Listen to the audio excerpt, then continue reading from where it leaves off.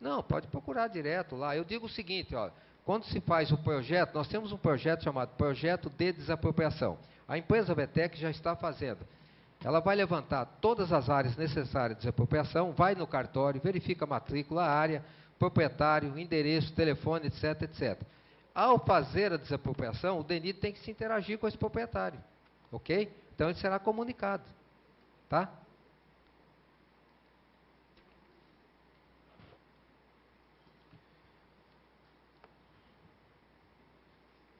Nilson Rafagini, Rafagini, é isso? Rafaim. Secretário Adloc, Movimento Águas Grandes. Tem o propósito, nosso pronunciamento, contrapor a escolha para a localização pretendida para a segunda ponte, Brasil, Paraguai, entre o bairro Porto Meira, Foz do Iguaçu, Paraná, e a cidade paraguaia de Porto Presidente Franco. Pela vocação turística do nosso polo turístico internacional do Iguaçu, definida pelos presidentes da reunião dos 3 marcos de fronteira, que estão situados na área de influência direta desse que são um dos mais valiosos patrimônios geográficos, turísticos e paisagísticos, com flagrante descumprimento à Lei Federal 7.000, Plano Diretor de Foz, Lei LC número 115/2008 e descumprimento do Estatuto da Cidade. Bom, eu vou ser muito sincero, eu não vejo na realidade isso. Cada um tem uma maneira de ver. Eu estou dizendo, nós estamos na democracia, né? Cada um votou em quem quis e cada um tem a maneira de se expressar. Mas eu não vejo que na realidade o próprio governo federal ia construir algum empreendimento, o IBAMA ia fazer uma liberação ferindo uma lei. Eu acredito que não. Agora, todos nós, cidadãos, nós temos um Ministério Público que nos acode, que nos defende. Então, eu acho que aqueles que acham que, na realidade, o governo federal está fazendo uma obra em desacordo com a lei, eu acho que ele deveria recorrer, certo? E o Ministério Público está aí para isso. Eu acho que vocês, quem acha que, na realidade, o governo está fazendo alguma coisa ferindo uma lei, porque eu acho que dificilmente o governo faria isso. E a intenção do governo, nós fazemos parte da equipe do governo, a intenção do governo, eu acredito que não seja essa. Mas se alguém acha que está ferindo uma lei, eu acho que tem que recorrer judicialmente contra o órgão que representa o governo e que está fazendo o empreendimento. Certo?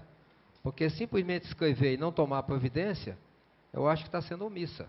Então a pessoa que está achando que o senhor Nilson, né? Está achando que está ferindo a lei, eu acho que tem que procurar os direitos de acordo com o Ministério Público. E só respondendo, porque na realidade não é um questionamento, é um pronunciamento. Ok?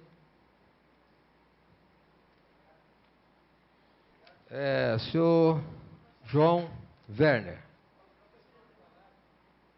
Acontece que o senhor não fez um questionamento, o senhor fez um pronunciamento. Eu não. É uma audiência pública.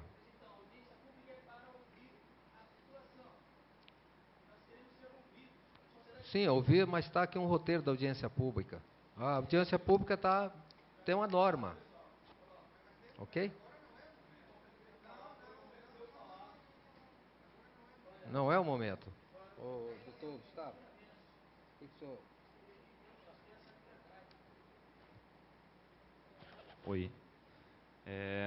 Eu acho que inicialmente, senhor presidente, se o senhor me permita, eu estou sentindo eu fiquei até assustado com isso aqui, uma certa, não sei se uma indignação com o empreendimento, ou com a mesa, ou com os membros, não sei. Evidentemente que não seria isso, mas nós temos normas a seguir, e essas normas foram disponibilizadas aqui inicialmente, e são normas que nós não temos o aval de descumpri-las, sob pena de, inclusive, ser desconsiderada essa audiência pública posteriormente, por impugnação de outros que se veriam também no direito de não sofrer esse tipo de intervenção. Fica a cargo do presidente acolher os questionamentos, e o objeto da audiência é muito específico. Em determinadas situações, a audiência é feita para isso. Se a gente permitir que mais adiante a gente consiga ter outras audiências, e como é o caso da audiência ambiental, os questionamentos ambientais e qualquer outro questionamento, viabilidade de projeto, todos os procedimentos que o DENIT toma são analisados juridicamente por nós da Procuradoria, são analisados tecnicamente e todos são baseados em estudos que vão constar de todo o procedimento licitatório. Evidentemente que, mas a viabilidade, isso tudo foi feito previamente. Então, cada área técnica se manifesta, isso é um conjunto de áreas técnicas que se manifestam a respeito de cada tema específico, e esses temas específicos são colocados todo no procedimento licitatório, então nós atuamos sempre com a maior segurança possível, principalmente no empreendimento como esse, que é amplo como esse tipo de empreendimento. Então, todas as análises jurídicas, principalmente qualquer ofensa legal, é feita nossa análise. Evidentemente que se há alguma norma específica interna, o questionamento, como disse o doutor Tiago, deve ser encaminhado à autoridade correspondente, se for de nível estadual, que seja o Ministério Público Estadual, se for de nível federal, o Ministério Público Federal. Mas nós já temos o nosso respaldo jurídico do empreendimento, e se há esse questionamento, eu volto a repetir, não é o questionamento a ser feito em audiência pública. Esse questionamento, evidentemente que nós ouvimos o público, mas para ouvir o público, nós precisamos obedecer os regulamentos que são da audiência pública. E a forma de questionamento já foi passada. É uma forma de questionamento escrita, e o senhor, na verdade, não apresentou um questionamento em si, mas sim um pronunciamento. E se nós... Não, na verdade, o questionamento foi aberto tréplica.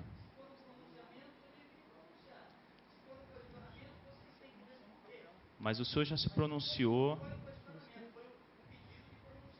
Olha, então, como eu não tenho competência para aferir isso, só digo, senhor presidente, que o senhor, atuando dentro das normas que regem a audiência pública, ele não houve um questionamento em si, sim um pronunciamento. O questionamento específico aqui é sobre o projeto, apresentado aqui dentro dessa questão do projeto. O senhor, mais uma vez, questionou questões ambientais, e essas questões ambientais vão ser analisadas dentro da audiência específica para a área ambiental. Se o senhor...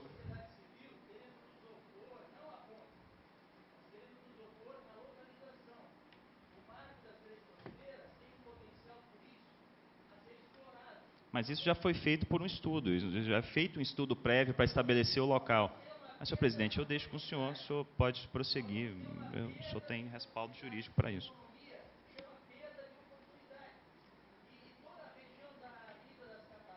Bem, continuando então a intervenção do senhor João Werner, presidente da União dos Comerciantes de Porto Meira.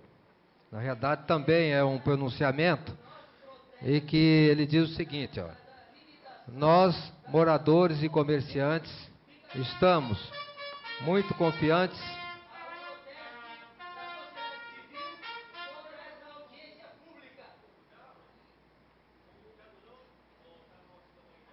Não, na realidade você está sendo inconveniente aqui dentro. Aqui não é circo. Primeiro que aqui não é circo. Segundo é o seguinte, que o fórum que está sendo discutido, como já foi inclusive dito pelo próprio procurador, não é esse. Ok? Então, como presidente da audiência pública, por gentileza, eu solicito que, por favor, se comporte dentro da respectiva audiência pública. Não, porque o assunto que ele está dizendo não se diz respeito. Hã? Não é questão de rigidez, é questão seguinte, a audiência pública tem uma norma, ok?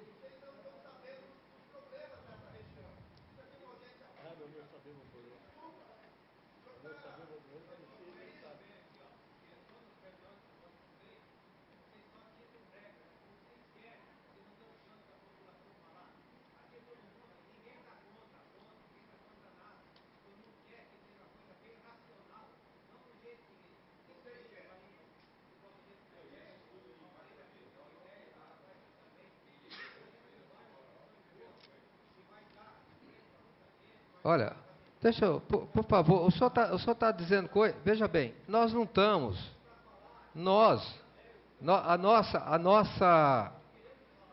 o nosso papel aqui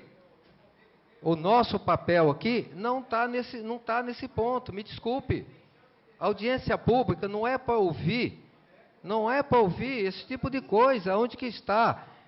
A audiência pública aqui, eu passei aí, é para atendimento ao artigo 39, só isso. Tá certo? Primeira coisa, eu vou dizer ao senhor o seguinte, eu não tenho competência aqui, a minha competência aqui, eu não posso dizer para o senhor o seguinte, não, vamos estudar em outro ponto, eu não tenho essa competência, o que eu quero dizer para o senhor, não adianta vocês falarem, porque eu não tenho essa competência, a competência disso é do ministro do Transporte, é do diretor-geral, essa etapa já passou, a minha atribuição aqui, a minha atribuição e a atribuição dos técnicos aqui, nós já passamos essa etapa, não adianta. Entendeu? Não, mas não é isso. Eu estou dizendo ao senhor porque não adianta. A pessoa vem aqui e vai dizer o seguinte, não, porque essa ponte, ela não está no lugar ideal, devia ser 10 quilômetros daqui, devia ser uma ponte circular. Já passou essa etapa. Nós não estamos nessa etapa. Ok.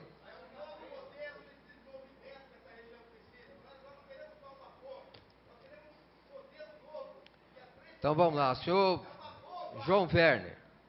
Nós, moradores e comerciantes, estamos muito confiantes e otimistas com a realização deste projeto. Ele vai trazer grande desenvolvimento, não só para o Porto Meira, mas para Foz e toda a região, principalmente o Porto Meira, que precisa dessa obra, porque é uma região muito desenvolvida de Foz, porém, é o primeiro bairro de Foz. Foz tem uma dívida com o Porto, com essa é a grande oportunidade de se fazer justiça com este bairro. Muito obrigado pelo pronunciamento. Senhor Paulo Henrique Tafarés, Chácara Tafarés. Não sou contra a construção da ponte. Sugiro que mudem o acesso à BR-277, pois o atual passa em áreas de mata atlântica, inclusive na nossa propriedade. Tem outras opções. Podem seguir até o bairro Arroio Dourado, onde já existe uma estrada ligando ao Parque Presidente em Três Lagoas. CEGEMAB ou VTEC poderia responder isso? Ele está se posicionando com relação à localização do acesso. Ele está dizendo que passa, né, na Mata Atlântica, inclusive na propriedade dele. Cadê o senhor Henrique? Está aí?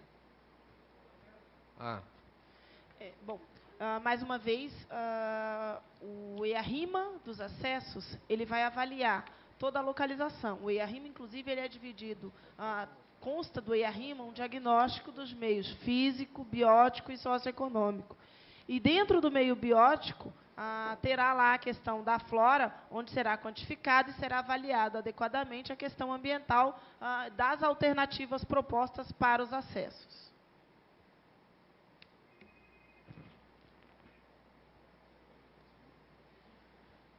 Crispim e Barrola. É a mesma pergunta, questionamento de impacto ambiental, que não é objeto da presente audiência. Qual é o impacto para a construção da segunda ponte em la cidade do Presidente Franco, Paraguai? Bom, nós só podemos dizer o seguinte, que os estudos de impacto ambiental, de licenciamento da parte do Paraguai é feito pela Comissão Paraguaia. E nas nossas reuniões aí tem sido apresentado todos esses licenciamentos, já foi aprovado, né? Tem alguém da Comissão Paraguaia que poderia responder, por favor? Por uma deferência especial, porque também não faz parte do objeto da presente audiência pública. Sí, con relación a las licencias ambientales ya fueron aprobadas. El procedimiento lo llevó a cabo el Departamento de Medio Ambiente del Ministerio de Obras Públicas y Comunicaciones con técnicos de la Secretaría de Medio Ambiente de Paraguay que hicieron el estudio y emitieron las licencias respectivas. Ese procedimiento